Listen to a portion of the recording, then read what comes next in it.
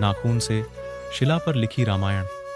यह घटना तब की है जबकि भगवान श्री राम रावण पर विजय प्राप्त करने के बाद अयोध्या में राज करने लगते हैं और श्री हनुमान जी हिमालय पर चले जाते हैं। वहां वे अपनी शिव तपस्या के दौरान की एक शिला पर प्रतिदिन अपने नाखून से रामायण की कथा लिखते थे।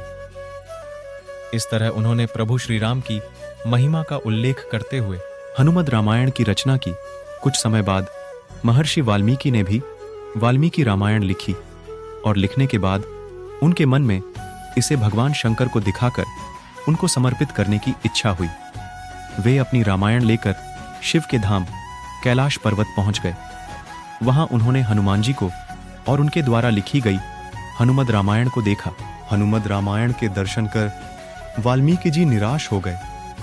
वाल्मीकि जी को निराश देखकर हनुमान जी ने उनसे उनकी निराशा का कारण पूछा तो महर्षि बोले कि उन्होंने बड़े ही कठिन परिश्रम के बाद रामायण लिखी थी, लेकिन आपकी रामायण देखकर लगता है कि अब मेरी रामायण उपेक्षित हो जाएगी, क्योंकि आपने जो लिखा है उसके समक्ष मेरी रामायण तो कुछ भी नहीं है।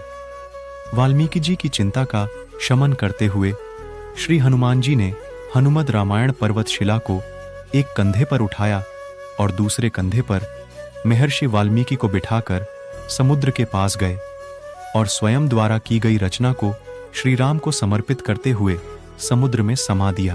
हनुमान जी द्वारा लिखी रामायण को हनुमान जी द्वारा समुद्र में फेंक दिए जाने के बाद महर्षि वाल्मीकि बोले कि हे राम भक्त श्री हनुमान, आप धन्य हैं।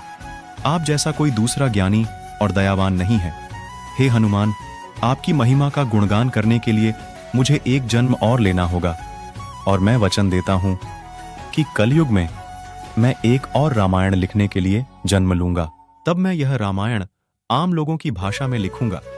माना जाता है कि रामचरितमानस के रचयिता गोस्वामी तुलसीदास कोई और नहीं बल्कि महर्षि वाल्मीकि का ही दूसरा जन्म था।